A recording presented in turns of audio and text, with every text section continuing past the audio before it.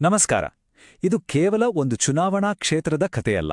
ಬದಲಾಗಿ ಆಧುನಿಕ ಭಾರತದಲ್ಲಿ ಆಡಳಿತವನ್ನ ಡೇಟಾ ಬಳಸಿ ಹೇಗೆ ರೂಪಿಸಬಹುದು ಅನ್ನೋದರ ಒಂದು ವಿಶ್ಲೇಷಣೆ. ಇದಕ್ಕಾಗಿ ನಾವು ಬೆಂಗಳೂರಿನ ಪ್ರಮುಖ ಆರ್ಥಿಕ ಶಕ್ತಿ ಕೇಂದ್ರವಾದ ಮಹದೇವಪುರವನ್ನ ಕೇಸ್ ಸ್ಟಡಿಯಾಗಿ ತೆಗೆದುಕೊಂಡಿದ್ದೇವೆ.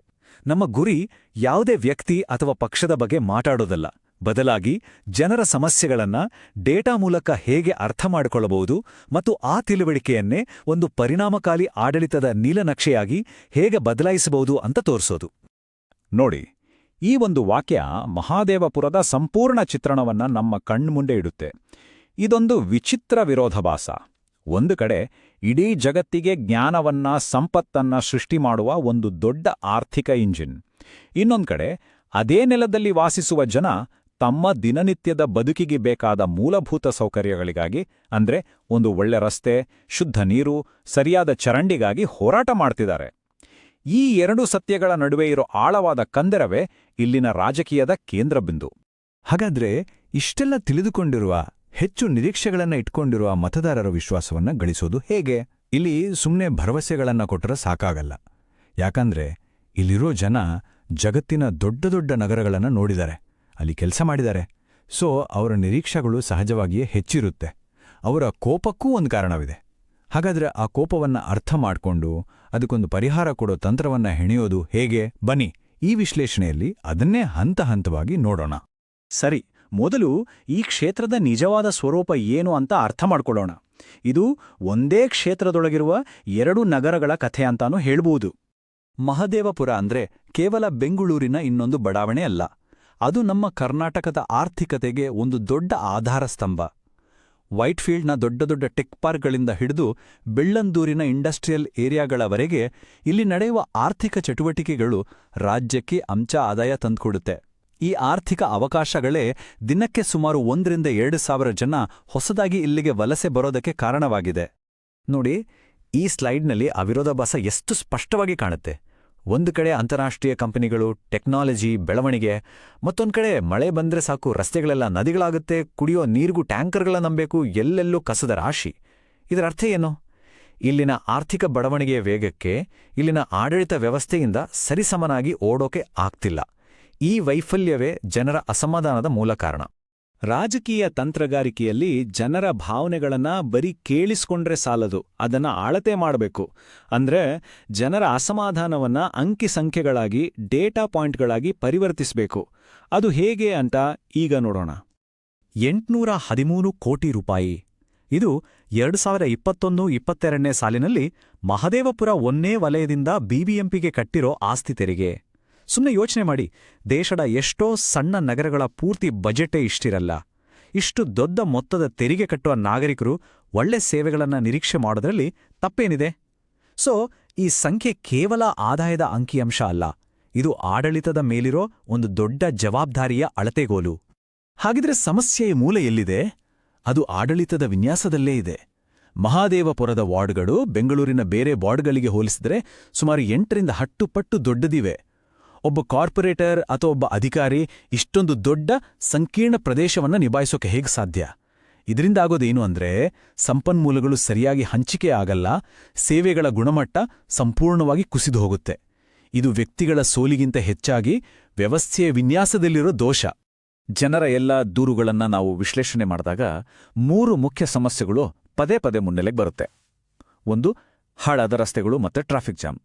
2, ಸರಿಯಾದ ಚರಂಡಿ ವ್ಯವಸ್ಥೆ ಇಲ್ಲದೆ ಮಳೆಗಾಲದಲ್ಲಿ ಬರುವ ಪ್ರವಾಹ. 3, ಸಮಯಕ್ಕೆ ಸರಿಯಾಗಿ ನೀರು ಬಾರದಿರುವುದು. ಇವು ಕೇವಲ ದೂರುಗಳಲ್ಲ, ಇವು ಜನರ ದಿನನಿತ್ಯದ ಬದುಕಿನ ಮೇಲೆ ನಡೀತಿರೋ ನಿರಂತರ ದಾಳಿಗಳು. ನಮ್ಮ ಸಂವಿಧಾನ ಹೇಳುವ ಹಾಗೆ ಪ್ರತಿಯೊಬ್ಬ ನಾಗರಿಕನೂ ಘನತೆಯಿಂದ ಬದುಕಬೇಕು. ಈ ಮೂಲಭೂತ ಸೌಕರ್ಯಗಳು ಸಿಗದಿದ್ದಾಗ ಆ ಘನತೆಗೆ ಧಕ್ಕೆ ಆಗುತ್ತೆ.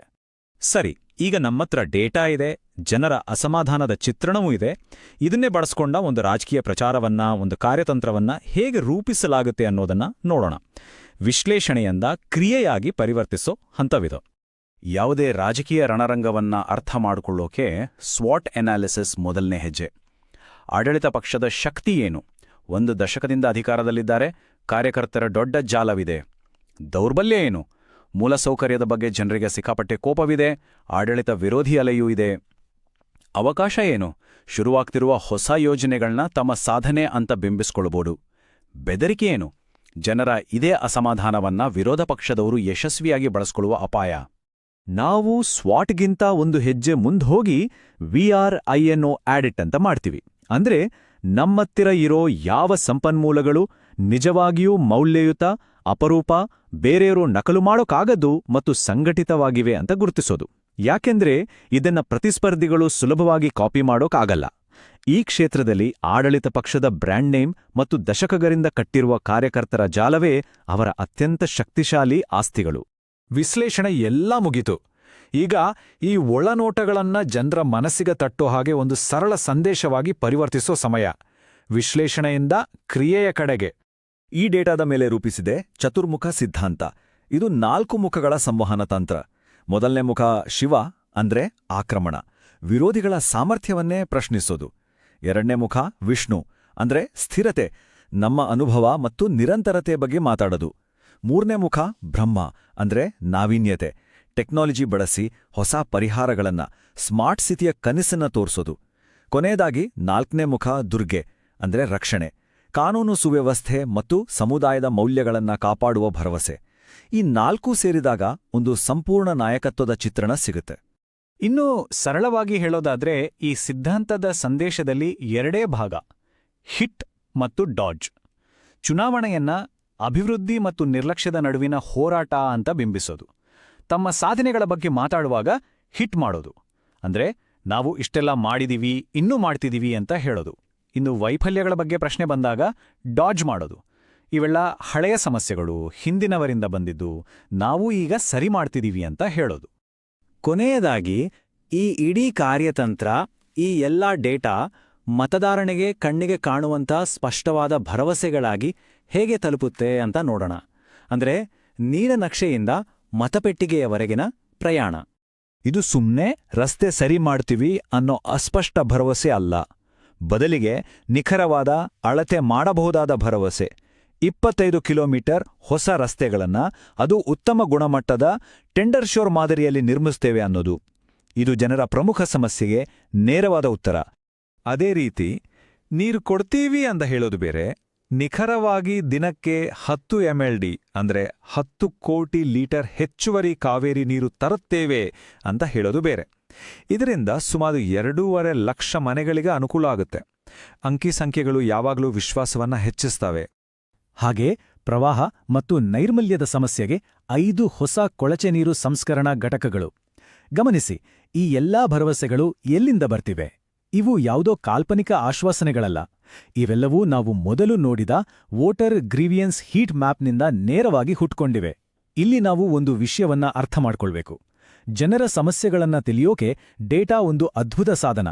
ಆದರೆ ಭಾರತದ ಡಿಜಿಟಲ್ ಪರ್ಸನಲ್ ಡೇಟಾ ಪ್ರೊಟೆಕ್ಷನ್ ಅಂದ್ರೆ DPDP ಚೌಕಟ್ಟಿನ ಅಡಿಯಲ್ಲಿ ಆ ಶಕ್ತಿಯನ್ನ ಬಳಸುವಾಗ ಪ್ರತಿಯೊಬ್ಬರ ವೈಯಕ್ತಿಕ ಗೌಪ್ಯತೆ ಮತ್ತು ಸಮ್ಮತಿಯನ್ನ ಗೌರವಿಸುವುದು ನಮ್ಮೆಲ್ಲರ ಜವಾಬ್ದಾರಿ.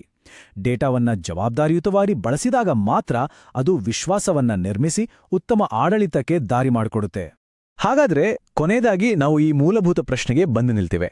ರಾಜಕೀಯ ಇಷ್ಟೊಂದು ವೈಜ್ಞಾನಿಕವಾದಾಗ, ಡೇಟಾ ಆಧಾರಿತವಾದಾಗ ಅದು ನಿಜವಾಗಿಯೂ ಮತದಾರನಿಗೆ ಸೇವೆ ಸಲ್ಲಿಸುತ್ತಾ ಅಥವಾ ಕೇವಲ ಅಧಿಕಾರವನ್ನ ಉಳಿಸ್ಕೊಳ್ಳೋಕೆ ಒಂದು ವ್ಯವಸ್ಥೆಯಾಗಿ ಉಳಿದುಬಿಡುತ್ತಾ? ಈ ಪ್ರಶ್ನೆಗೆ ಉತ್ತರ ಇರೋದು ತಂತ್ರಗಾರಿಕೆಯಲ್ಲ, ಉದ್ದೇಶದಲ್ಲಿದೆ. ಮತದಾರ ಮತ್ತು ಚುನಾಯಿತ ಪ್ರತಿನಿಧಿಯ ನಡುವೆ ಇರೋ ನಂಬಿಕೆಯನ್ನ ಕಾಪಾಡಿಕೊಳ್ಳೋದೇ ಯಾವುದೇ ಆಡಳಿತದ ಮೊದಲ ಆದ್ಯತೆಯಾಗಿರಬೇಕು. ಅಂತಹ ನಂಬಿಕೆಯನ್ನ ನಿರ್ಮಿಸಲು ಮತ್ತು ಉಳಿಸಿಕೊಳ್ಳಲು ಡೇಟಾ ಚಾಲಿತ ಒಳನೋಟಗಳು ಪ್ರಮುಖ ಎಂದು ಬ್ಲೂಪ್ರಿಂಟ್ ಸ್ಟ್ರಾಟಜೀಸಲ್ಲಿ ನಾವು ನಂಬುತ್ತೇವೆ. ನೀವು ಜನಕೇಂದ್ರಿತ ನಾಯಕರಾಗಲು ಮತ್ತು ನಿಮ್ಮ ಕ್ಷೇತ್ರವನ್ನ ಉನ್ನತೀಕರಿಸಲು ಬಯಸಿದರೆ blueprintstrategies.ai ಅನ್ನು mgr@blueprintstrategies.ai ನಲ್ಲಿ ಸಂಪರ್ಕಿಸಿ ಅಥವಾ 08042041602ಗೆ ಕರೆ ಮಾಡಿ. ರಾಜಕೀಯವನ್ನು ಮೀರಿದ ಉದ್ದೇಶ